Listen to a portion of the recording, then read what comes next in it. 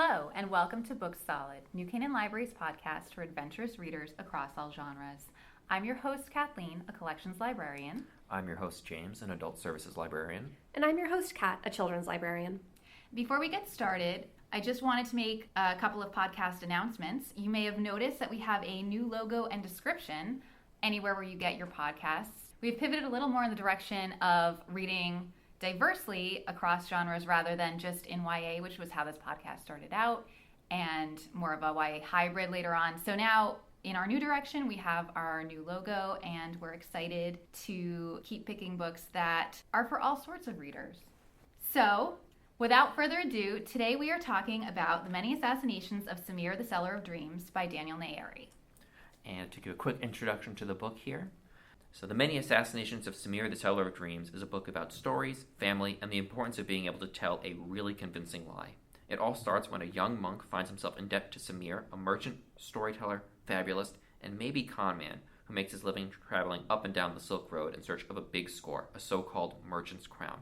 Our young hero, swiftly nicknamed Monkey by Samir, tries to earn his way out of this debt in a novel way, by preventing the plague of assassins who are after Samir's head from killing the seemingly oblivious merchant in a variety of nefarious ways. As always, we will be spoiling the entire book. This book contains a couple twists, so I would definitely recommend checking it out. It's pretty short, the audiobook's great, so go read it and come back when you're done. All right, so what did we think of the book?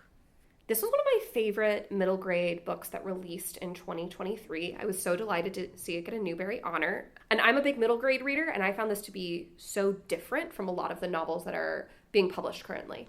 Yeah, I thought this was fantastic. I do not read middle grade very often. I usually will maybe dip into YA a little bit, but this was an incredible read. I thoroughly enjoyed myself. I can see pretty much any reader picking this up and having a good time with it. I agree completely. So I had read Daniel Nayeri's previous book, Everything Sad is Untrue, which I really loved. And I've gotten a little bit away from the middle grade books as I've moved into collections. But when I was a teen librarian, this would have been, for example, a perfect book that I would have loved to do for book clubs. And I had so much fun with it. I think he's such a great writer. And I'm really excited to discuss this too, because I think that this isn't going to be on the radar of a lot of people who don't read middle grade as adults, but I think it's such an all ages book that I would love to discuss it with you and hopefully inspire some people to pick it up. It would also make, I think, a great read aloud, even with kids who maybe aren't old enough to read it on their own, like 8, 9, 10. I feel like a lot of kids would get a lot of fun out of reading this together as a family. Yeah, absolutely. I definitely get that kind of sense as well.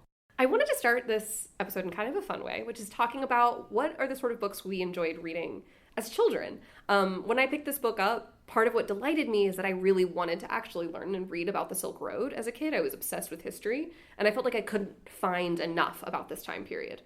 What about you? Pretty similar, actually. Not so much the Silk Road, but when I was a kid, I used to love reading primarily, fiction books, but any kind of fiction book about medieval times or anything around that era. Very common kind of interest group for people my age when I was a kid, but anything like that, just kind of an interesting setting for me as a kid.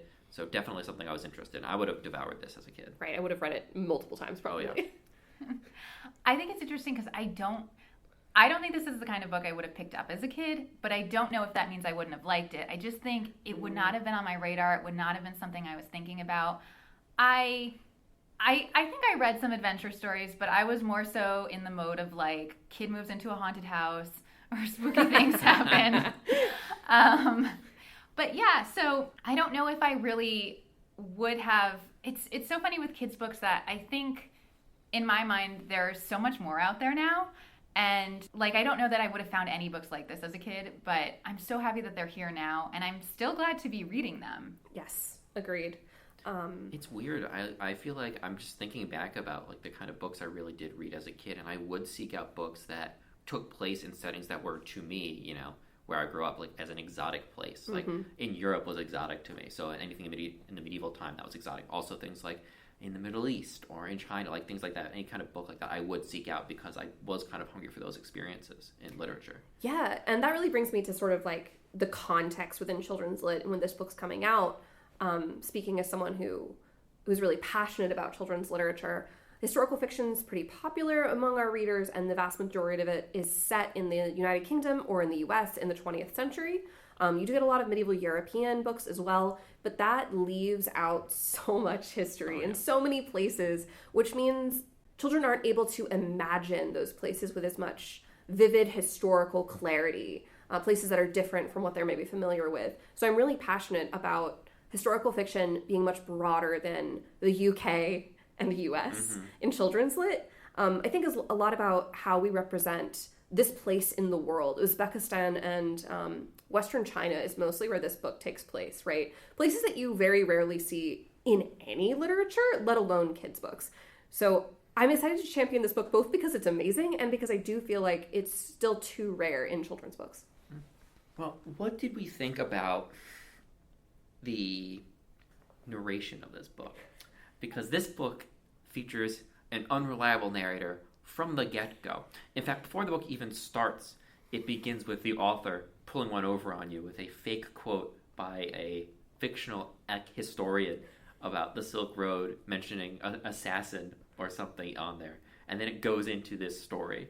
I really like that this book it's kind of meta. It's kind of introducing a type of writing to kids that I don't know that they necessarily have had a lot of exposure to. So that idea of an unreliable narrator, I don't know if they're going in expecting. The idea that you can start with a quote that's fake, I feel like that would be mind-blowing to a lot of kids. I think there's just a lot of tricks and a lot of things that go on in the book that are so delightful to see them play out. I don't think it ever talks down to its readers, and I think it's very sophisticated, but in a way that's not off-putting. Yes, it feels almost like watching like a really expert illusionist or a really expert magician who's going to make sure you have a really, really fun time. And you know you're being tricked, but you're having too much fun to care. Yeah. That's sort of how I felt about reading this book. And I similarly feel like kids aren't going to have as much exposure to an unreliable narrator. And usually when you see an unreliable narrator, you think about them being unreliable for very sad reasons. Whereas this story has an unreliable narrator for the point of a ruse that the character is playing, and also for the point of making the reader laugh, honestly. Yes. Yeah. Oh, it's a very funny book. And I mean, I think everything thematically ties together very well. So, of course, it makes sense that this narrator would be unreliable and pulling a ruse, because we have Samir as this character who is a bit of a... What would we call him? He's a fabulist. He makes stories up. He's a little bit... Okay, we won't say liar. We won't say liar. He's got a heart of gold. He's got a heart of gold. He does trick people into buying his wares for more money than they are worth. He does. But, and so I think it's fun to see how this plays out. We're not really sure about how we feel about him. We're not sure how the main character, Monkey, he feels about him. But as it goes on, we kind of learn the ways in which I guess we've been misled. Yes. We learn how, like, even though I think Monkey reflects that everyone who trades with Samir gets something out of it. Even if he is lying to get them to purchase whatever goods he is selling, they still come away having gotten something, even if it's just an interesting story. Yes. Sometimes the thing that you get out of trading with Samir is that you have the experience of having traded with Samir and just kind of walking away from that thinking, that sure was something that just happened to me on my way to market. We should point out that there are many assassins after him. Yes. He's the kind of guy who has lived a rich life trying to seek his fortune in this semi-lawless place from time to time in between on the road of these trading cities. And he's made some enemies with his kind of shtick. And enough people dislike him enough that he has, 7 assassins after him? 7. 7 yeah, assassins. 7 assassins. 7 separate assassins are coming after this man. And he just is seemingly oblivious to half of it. He's in denial the whole time, for half of these things. He's just completely not present. He's not taking has to take the reins too seriously, which I think part of the cleverness of this book is you have Samir, who is... You can never tell where his sincerity is. He does care about people very much, but he's also so affable and ridiculous. And then you have Monkey, who's very dour and serious and is terrified that they're not going to be able to get from the next assassin, which somehow is humorous instead of being frightening to read. Absolutely. Yeah, well, I think there are a lot of... The assassins, as frightening as it is, they're in grave danger. I mean, you can definitely tell that there are a lot of close calls, but... They're also presented in a way where it's just very funny, the way that they're playing out. And I like that. I think it's at the end, there's like an author's note, and Daniel Nayeri is just talking about how he just wonders the kind of person who could thrive or survive in this kind of unforgiving environment of the Silk Road. It's very dangerous. And so he creates this character of Samir, I guess, to show someone who can't let things get to him too much, is kind of an affable, happy guy, but at the same time has some, I think it's hinted at that there's some darkness, his idea of family. He gets betrayed by a lot of people he considers family. And so it's just an interesting juxtaposition. I like that you talk about Monkey is not that kind of person at all. And it's sort of the way I think the two play off of each other that's really satisfying. I think as well, one of the things that endears you to this book is the dynamic between Monkey and Samir. Monkey calls himself a orphan thrice over. He's been really mistreated by the world and by the adults in his life for the most part. And I think that's part of the reason, in addition to the ruse, which we will talk about, that he is so distrustful of Samir at first. And then seeing the way that Samir protects him and is proud of him for doing some very silly things. Yes. And honestly, you realize that really he did rescue Monkey at the very start of the book at a cost to himself. You get closer to him as a character kind of through Monkey, despite him being essentially a con artist. One of the things Nayeri talked about in an interview that I loved was he said that there's this tendency to think that good people only ever tell the truth and bad people only ever lie. And he wants children and everyone to be able to distinguish when good people are telling a lie and the ways in which we all can tell lies to each other and to ourselves. And that's something I think that this book reflects really well, because Samir is someone who lies, and he's also someone who loves very deeply and cares very deeply. And the trick of the book is most of the book is Monkey telling a lie. He's trying to tell the story of how he came to know Samir and his kind of adventures with him to the final group of assassins who he's trying to convince them why he has killed Samir. Which he has not done. He has not. Okay. So this entire book is a lie that Monkey is telling to the final group of assassins who are after Samir's head. Monkey has apparently seemingly just killed Samir, and they are looking for an explanation for why did you do that?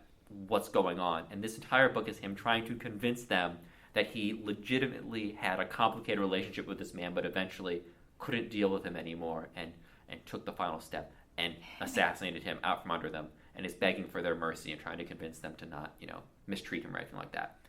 Which is untrue, because Samir is fine. Samir is fine, but he's lied. He smeared cherry paste all over Samir when he seemingly killed him and pushed him off a bridge into the river.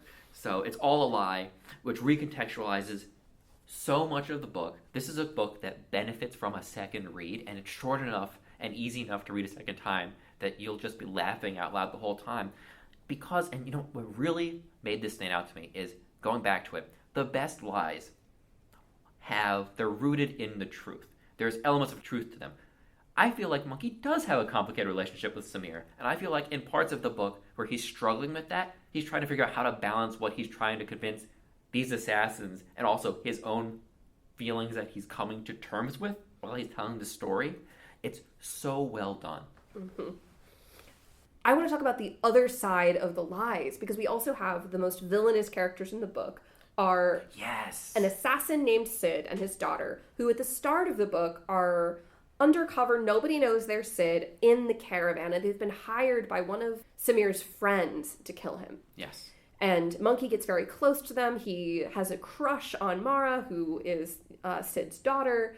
And they are what's called accidentalists, which is something made up by Nayeri, which is really fun, which is this idea that they think that everything happens by accident, and they kill people, quote unquote, by accident, even though they make it happen. Yep. So they deflect from any responsibility by saying, well, you just happened to be there when this avalanche happened that crushed you to death, which is sort of this dark side about the lies that we tell ourselves about our responsibility and our responsibilities to the world, which I thought was a really neat parallel. I think an important one, too, to have in the book, where the main character's, Samir he makes a living out of telling you stories, and you can see the kind of harm that Samir's stories do versus this kind of willful ignorance because of, denying the effects of what you're doing.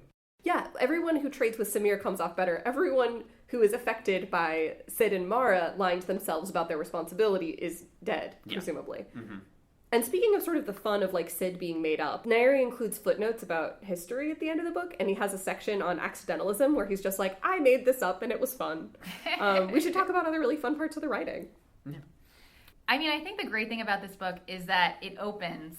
It's a pretty unforgettable opening with Monkey, who at this point is still called Omar, I believe, and he's talking about the first time he was stoned to death. So he's a child in peril, which, as a former teen librarian who had a lot of book groups with a lot of fun books, children in peril are a huge draw for a lot of middle grade readers. So I think that is a great call. And it's so funny, though. I mean, it doesn't feel funny, child in peril, child being stoned to death, but the way it plays out is really hilarious. And so I think it really sets the tone for the book.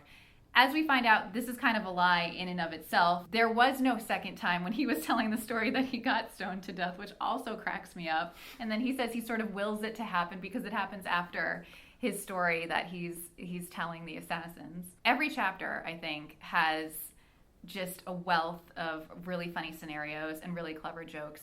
But I love the different assassins as they come in and the different ways that they're trying to kill Samir and just the really funny ways that these things play out. The chapter titles themselves are also, they can be really funny. The first chapter is just The First Time I Was Stoned to Death is the title. There's a chapter called Our Well-Being Hindered by a Well-Being Hindered. There's a chapter early on called The Expensive Nature of Love. And then the last chapter of the book is The Expansive Nature of Love.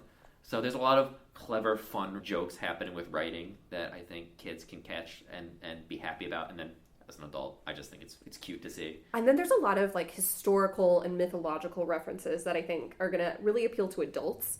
One of my personal favorites is someone who was a kid who loved Roman history, was the Roman legionnaire turns back and he says Marcus, and 3 of the other 4 Roman legionnaires turn and look at him. Because it's pretty well known that there was actually a very small number of names for a lot of Roman men in particular, which is not a joke a child's necessarily going to get immediately, but is something that's going to teach them about history as they learn the joke. There's another joke that's at one point, Monkey, when he's telling the story, he says, he's talking about Crassus, and he's like, oh, Crassus, yes, a rich man from your part of the world. You'll be familiar with him. And as an adult, I was like, oh yeah, myth of Crassus, and I just read over it. And then I backpedaled, and I was like, wait a minute.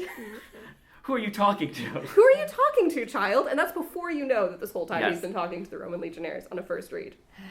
So lots of clever stuff there, funny little jokes about it. A Monkey will say things like, oh, you who know so well the truth of what's in people's hearts, because he's speaking to these assassins and he's trying to get one over on them, but you think he's just talking to you or someone else. So lots of fun little things in there, in the writing that's kind of referring to the twist that you can get back. I think I just really love how meticulous the writing is, too. Sometimes it plays out in really funny ways. Sometimes it just plays out in really clever, well-thought-out, plot-specific ways. But, I mean, we talked a little bit about the fake blood that they use for Samir at the end so that Monkey can pretend to murder him, and it's just like cherry paste or something, right? And also, he conveniently acquires a severed ear at one point, which he also uses to sell the lie, which is incredible. But just there's a scene with a tray that they use. Is it the reflection of the tray? Or? They use the tray to reflect light into the eyes of a person who's shooting at them in order to survive. That's also, I mean, that's a great scene too. Like the scenes with the assassins are so incredible, and the lines, the banter between these characters in that scene. I have to call this out. They're in like a valley, and somebody shoots at them, and they're all taking cover. And Samir's like, maybe we can negotiate with him. And he peeks his head out, and the gunner just tries to shoot him in the head.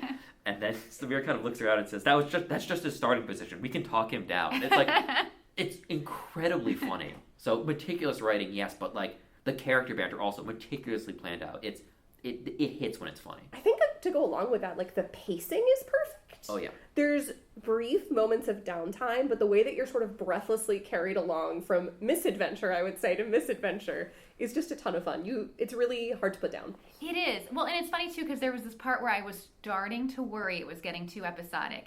And that was like the exact moment when it pivoted. I mean, so I think there's always this sense of like, how do I get some forward momentum? I love that the reveal of Sid, first of all, kind of comes out of, I didn't expect it, kind of comes out of nowhere for me. And it comes at you fast. All of a sudden there's this reveal. Didn't see it coming.